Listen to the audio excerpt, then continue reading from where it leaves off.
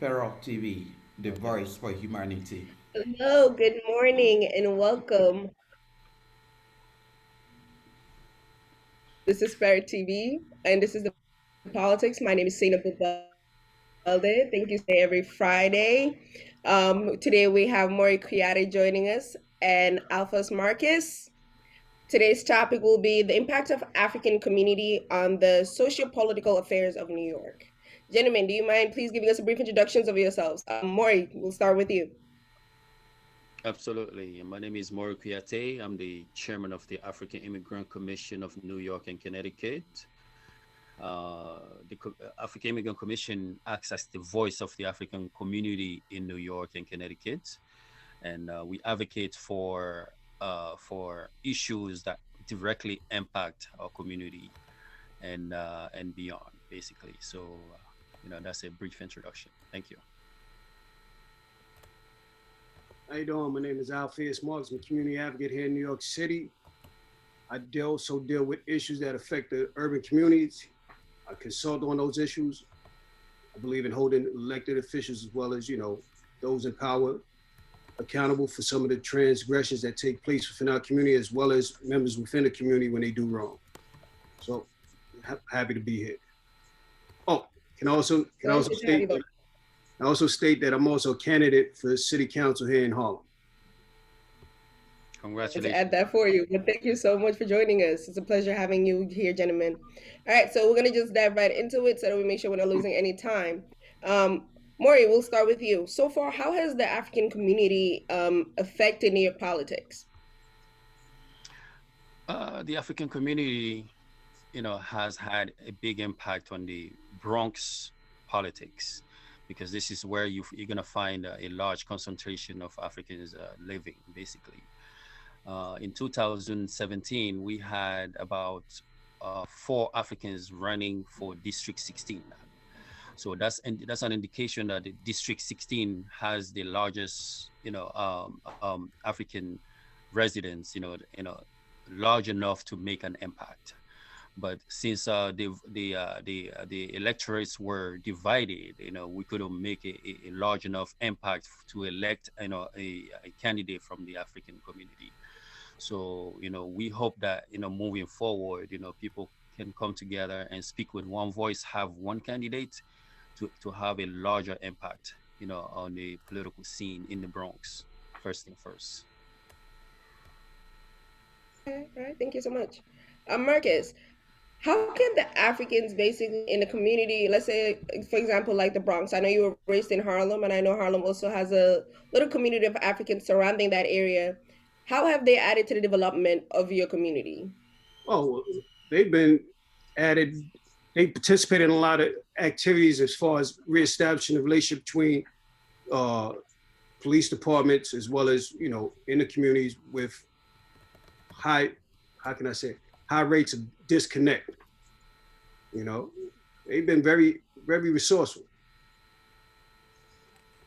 Give us an example of such a resource. Well, they give out. They have the pantry here that they extend to the community. A lot of the brothers here have been active as far as how can I say it, wanting to meet with leaders to see how we can address some of the problems that go on. They've made it clear that it's not just about African Americans and Africans being separate, you know, as a totality, we won. So that's been a good help as far as that part. All right, thank you. You were talking about how the Africans have basically helped with the communication between law enforcement and the community. Maury, as we all know, here in America, we have a lot of institutional racism going on, and with that, do you feel as though the African community has a seat at this table in politics in America, considering everything that we go through and how an immigrant in America? To be honest, we at this point we don't have a seat at the table.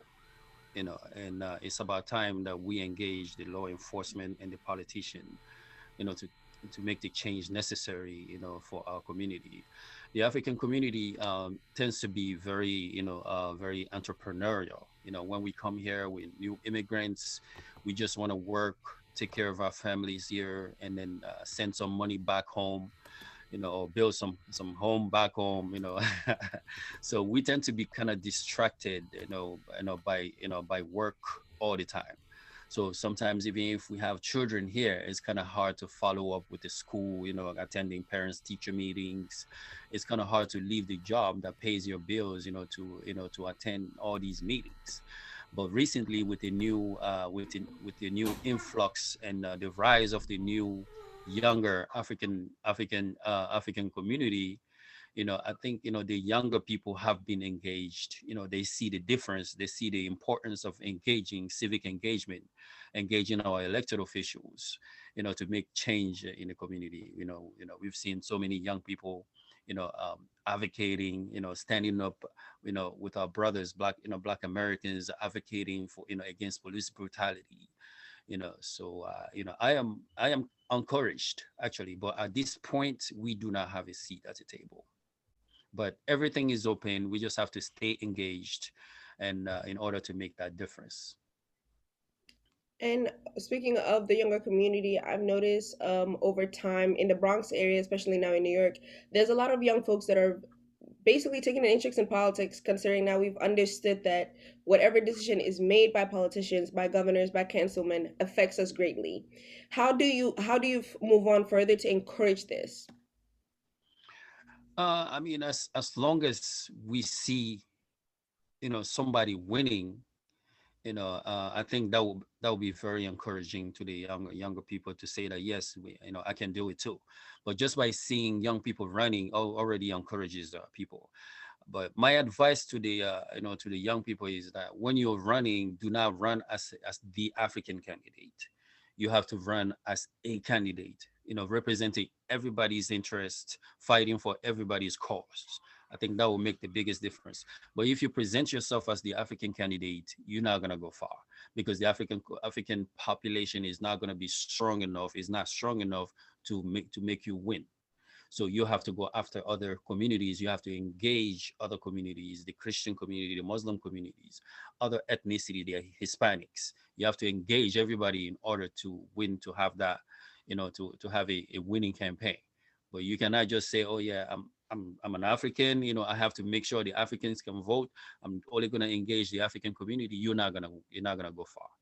But in order to even make a bigger difference, the African community has to be united among one candidate, which is a problem. It's been a problem for us. As soon as there is one candidate, you get a new candidate somewhere. So it divides the community, completely. That's not a winning strategy, So as soon as you see that, you might as well just use that candidacy for your resume, because you're not going to go far, So that's, That's but definitely hopefully, understandable. Just one man can win the whole race. all right. So hopefully we Marcus, see that change.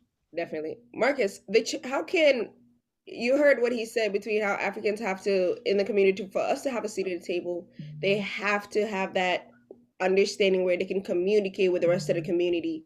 Now, how can that bridge if there looks like there's some how can we all meet at the same bridge and kind of have that conversation how African Americans and Africans can better have an understanding to communicate better to help the community?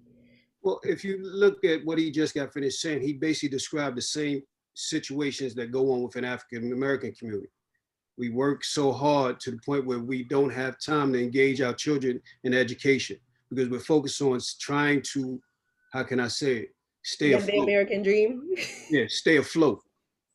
What we have to realize is that within our communities, we're still one.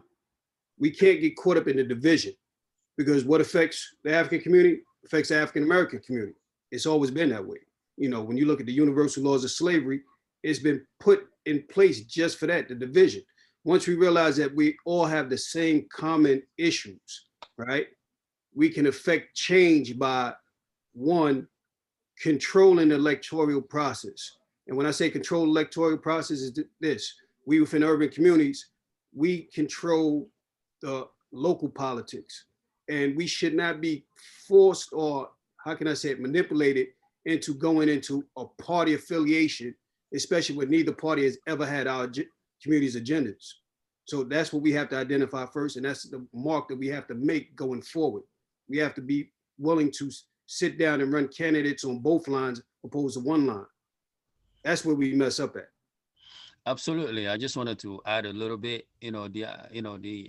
There is a bridge to be gapped between the African community and the African American community, but the both communities must understand that the African community is only one generation away, to African American.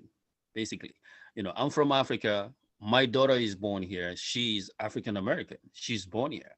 So the issues that affect the African American community directly impacts the African community. We have to understand that in order for us to come together, it doesn't matter who's coming from where. We have to support each other and fight for the issues that directly impact our community. I think it's really important for both sides to understand that. But the bridge, the gap that needs to be to be bridged, you're not gonna see it until when there's like different candidates, or in politics there's a little power struggle here and there, then it becomes clear. But even in the daily, I mean, I've seen a lot of improvement. I've seen like so many African Americans engaging Africa, back to Africa movement, going to Ghana, being more open to Africa. I think it will help. It will be amazing. The African American community, they will find it surprising, how welcoming Africa is to them if they decide to go anywhere in Africa.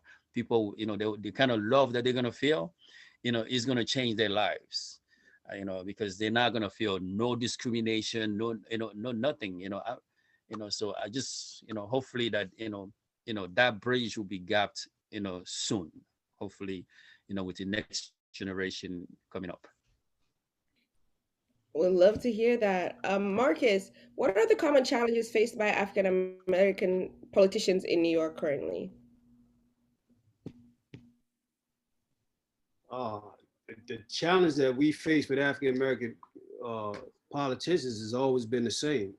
Um, they hold an agenda that's to their party opposed to the community. If you look at what goes on for the community, a lot of people feel that they only come around when it's time for re-election, right? They don't actually deal with the issues, the systemic issues that take place within the community or transgresses against the community. They just layer them and how can I say it, continue to divide the community, because within the African American community, we've become complacent with little bit of progress opposed to actual progress itself. And that's where, the problems arise. I like to call them sellouts, to be more blunt with it. Absolutely. That's something definitely a lot of people agree with you upon. I know you did mention as a candidate you're running for councilman, and you did say that you wanted Harlem to have a real leader. Now, what exactly would be a real leader in this to you? What is a real leader to you? One that's actually going to fight for the issues. That's not going to stray away from the issues. We have family members that's more concerned with the safety, and it shouldn't be that way. We don't have the resources where the kids could engage in something positive. They've become, how can I say it? They've engaged in the mindset of becoming a part of their social environment, where the root of the issues is desegregating the schools so that you actually give these kids a chance through equality of education.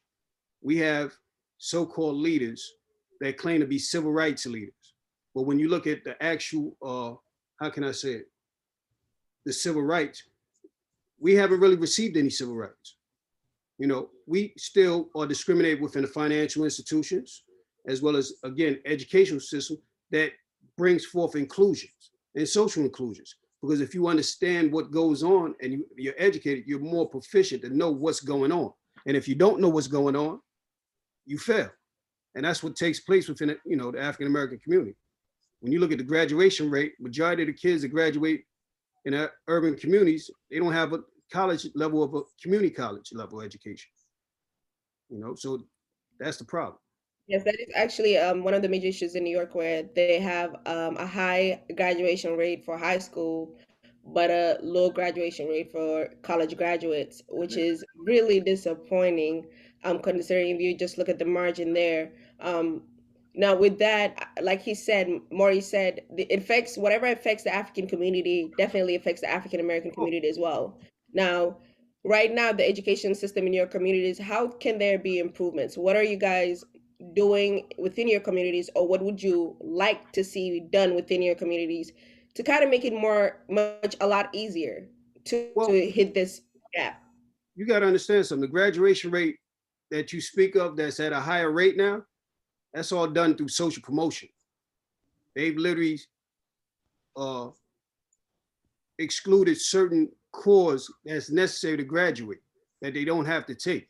Majority of kids that graduate out of high school, they don't even have remedial math when they get to college, and in that case, they end up dropping out of college. So there isn't really an improvement with graduation. It's just been something that's been stymied by pacifications. They pacified the community with a false sense of, look, the graduation rates is excelling, and it's not. We have to deal with the issue. We can't deal with the layers. That's the problem. You send newly, how can I say it? Lower tier teachers into the urban communities, which they consider as high risk communities that really don't know how to teach, right? The funding that they give within these, communities is not the same as they give within affluent communities. So they don't get the same education or the same resources for education purposes. You have teachers that say we got to go out our own pockets to fill some of the voids, of what we're not being provided with, and that shouldn't be. Wouldn't that also fall in the same place as systematic racism, where it's Of course. still the full power is the whole point is still to bring the black person down? Of Doesn't course. matter where they're from, as long as their skin tone, there's melanin, the concept is to bring them down and to hold them back. That's Now, that's what I spoke about earlier with the universal laws of slavery. It's designed for that purpose. how can you, what would you say would be the best way to kind of get out of that almost victim mentality of this is the cards that we've been dealt with. Now, how should we play the game? Now, in this case, the question I guess would be how to better play the game to change the whole narrative of the game. We have to get involved with the civics. Uh, just recently, right? Finally, one of our state assembly members spoke about the hold that the teachers union have on politics that literally deprives children of color equality of education. Once we get involved with civics and we understand the issues, right? We understand where our voices count as far as lawmakers. That's your city councils, state assemblies, state senators, your federal representatives, your federal senators. Then we really have a chance of literally putting something in play, because now we can force laws to be made against some of the systemicness. I've been trying to get Chuck Schumer now for the last 8 years to try to impose a law against the financial institutions, because blacks pay a higher interest rate than whites. And we're heavily redlined within the financial institutions. That shouldn't be. If you give us a chance to be, included in the socioeconomic infrastructure, then the playing field gets even.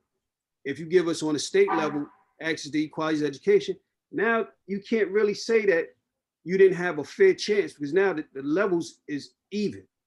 And that the sad thing about it is, going to some of these town hall meetings back when then Carmen Farina was chancellor, listening to white parents tell this, it was shocking for me to see white parents talk about how the public school system purposely discriminates against children of color and deprive black children the same education as their white children, and all the black parents was there. They was caught up with the falsehood of the charter schools is taking away space so their kids can't learn. And I was baffled by that, because coming up from the 70s, right? One of the things that the teachers union used to always cry about was the fact that we have too many students in the class. We need to lower the class size. So you lower the class size, which means once you lower the class size, you lower the population within the school, so you have more space, right? So you have to add more schools within those schools because you have more space. But the children still was failing. You said if we lower the class size, we'll be able to teach better, but yet the same system kept going on. So that was a lot. So we have to do away with literally, not say do away. We have to end segregation within the schools, but we have to put the pressure where it needs to be, and that's on the teachers union. Because the teachers unions literally, they do not give the salaries of all the teachers for a budget. They just lump it in, and that's that. Mory, it looks like you might want to have something to add to that. Absolutely. Absolutely. I agree everything that my brother just said, but the African community has a totally different experience as far as education. Yeah. As far as the immigrant community, we are one of the top educated immigrant community in the US, bar none. Exactly. The African community. So I am proud of it that, the immigrants that come here, we have that sense of education. Like, okay, no matter where you put me, I'm going to push myself to the limits and succeed. I'm the perfect example of the education here. Coming from a French speaking country, they throw me in English. They gave me ESL classes. I had to start from zero. They gave me ESL classes, threw me in science. I don't even speak one word of English. They threw me in a science class, in math class. I don't even know 1 + 1 in English. So I'm sitting there like, what am I doing here?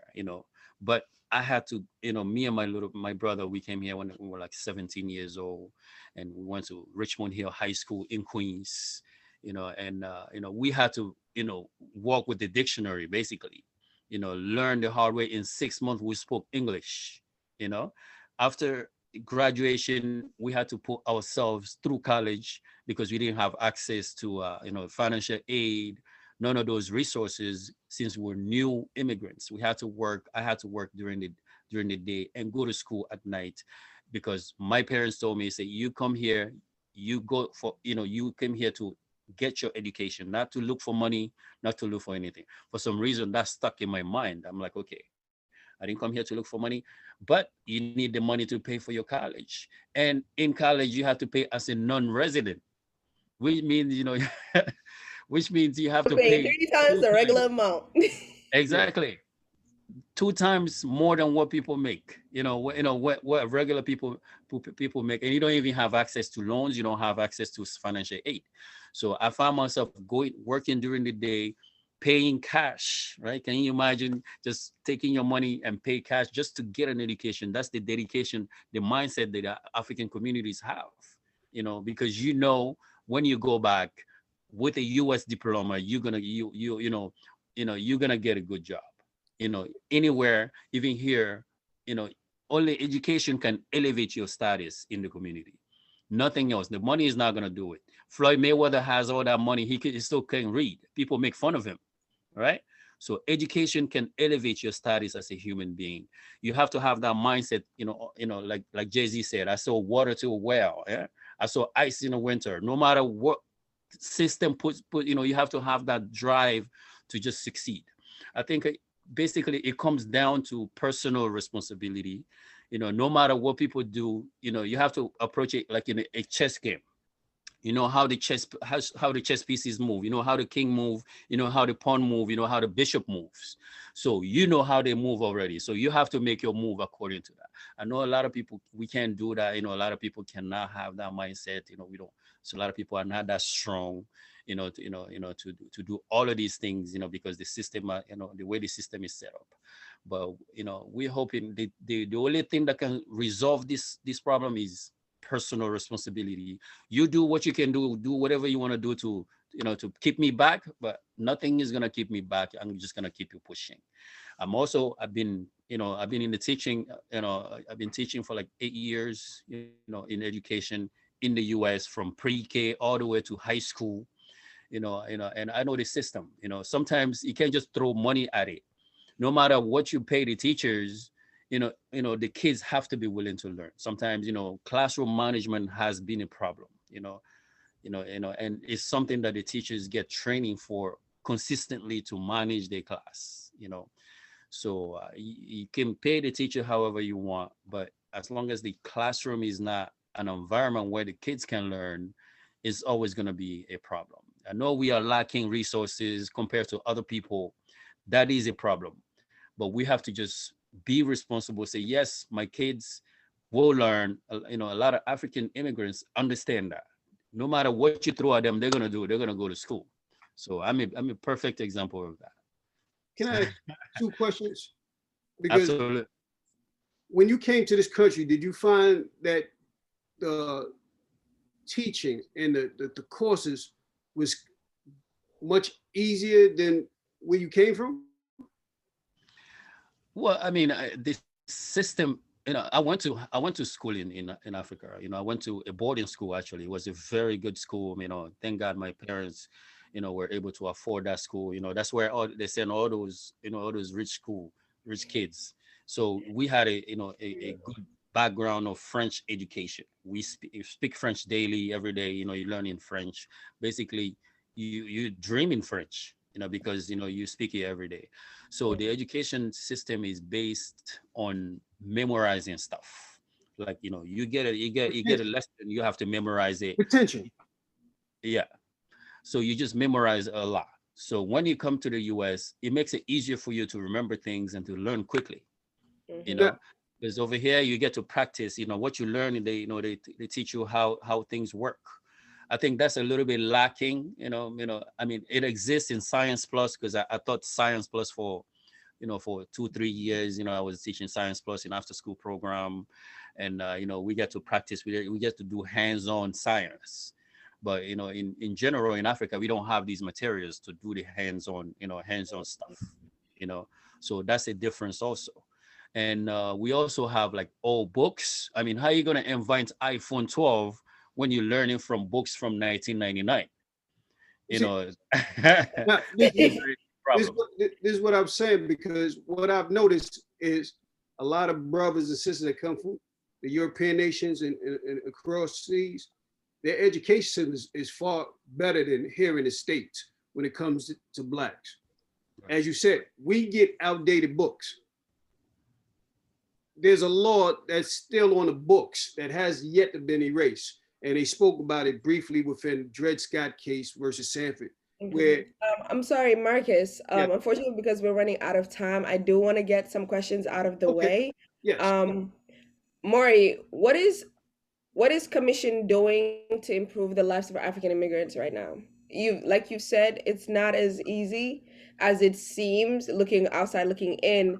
So what are we doing right now? What are the improvements so far that you've? Absolutely.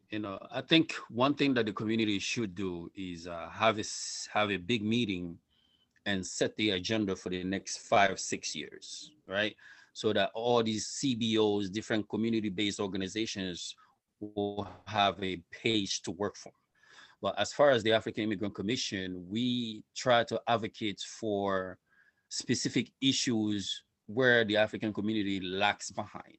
I know we all need jobs, we need housing, we need healthcare, we need good education for our children. But there are specific areas where the African community is behind, compared to other communities.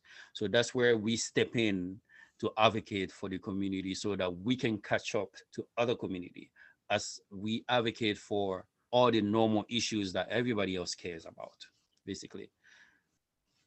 So one thing that we've been doing is language access. Last year we did a big meeting about Unco USA. Unco USA, is not just translating our documents in French, right? It's about promoting African languages, because there has been studies where they find out that the reason why African countries are behind is because they're not learning in their own language. You're gonna learn in French, you're gonna learn in English, but that's not what you speak daily, right? So it's important to write in your own language, educate yourself in your own language. That's what the Chinese have done. That's what most Asian countries have done. That's why they have made more progress than the Africans, even though some of them have had their independence at the same time. But the difference is they have their language, they write in their own language. But the African community, the African countries, we have to learn French first before you can become the scientist, before you can become the teacher. So these are barriers that are holding the continent back. That's why we, the African community, African Immigrant Commission, we try to push for USA, for the state, for the New York government to translate some of the documents in Co. Nko is a writing system, in Malinke that is spoken in Ivory Coast, Guinea, Gambia, and but what they ask for is the population. What is the population of Nko speakers in New York? Yeah. So that's the information that we have to give them in order for them to translate some of these documents in Nko, not just in French, but we have to promote our own language also. I think this is really important. That's one thing that we're doing. We're also promoting our arts and culture through. All right. Through thank you so much for that. African Heritage Month. It's a lot of work, but it's okay. Yeah, it's a lot of work, but you got this. We have faith in you. Just a couple. This would probably be the last question that we have for Marcus. When elected, what do you plan to change? What are you planning to change? The disconnect within the community. Like I said, majority of the problems that affect the urban community is not being addressed, and I want to make sure that that's addressed, because again, if we start here in Harlem, we'll be able to infect it throughout the city where, communities are affected.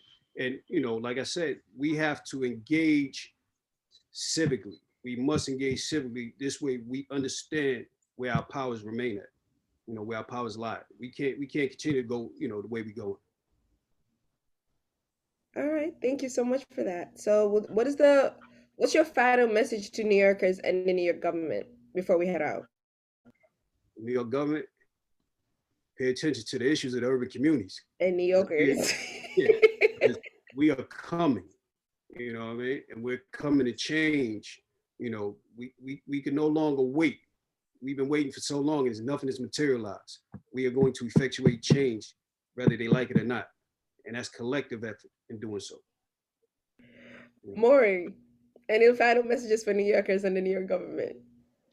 Oh, my message to the New York government is that they should know, when they engage in the African community, they need to know that the African community tends to be slightly conservative, right? So don't be too liberal when you're trying to engage the African community. It's very important to know that we are slightly conservative. Even though we're Democrat, I would say we are conservative Democrats, right? So they need to know that as they engage the African community. But as far as the African community, I encourage, everybody to stay engaged. The civic engagement is key. Don't sleep at the wheel. Don't sleep. Always be aware of what's going on around you, what's going on in your community, what's going on statewide.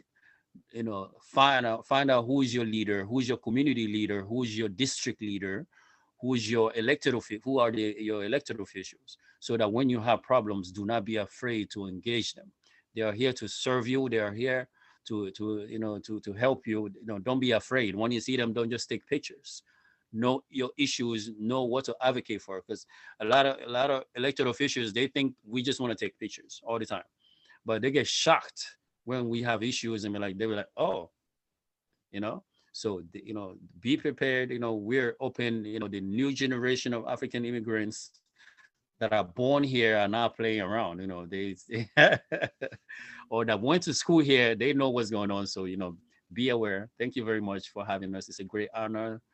Ramadan Mubarak, all the Muslim brothers and sisters. Shukran. Thank you so much. We appreciate that. It's been a pleasure having you both on here. We'll definitely love to have you guys on here again to kind of see, how they've developed so far. And Marcus, to check in on you after the elections. Yes. We'll just see that, we've got you in the office, and we're pushing on to that change. So we'll look forward to that. Thank you, gentlemen, so much, and thank you guys so much for joining us today. We appreciate you guys for watching. Please don't forget to subscribe on our YouTube page, on Parrot TV, and follow us on Facebook. And check us out on Instagram as well, on Parrot TV. It's been a pleasure. Thank you so much, gentlemen. You guys have a lovely weekend, okay? You too. Bye. All right.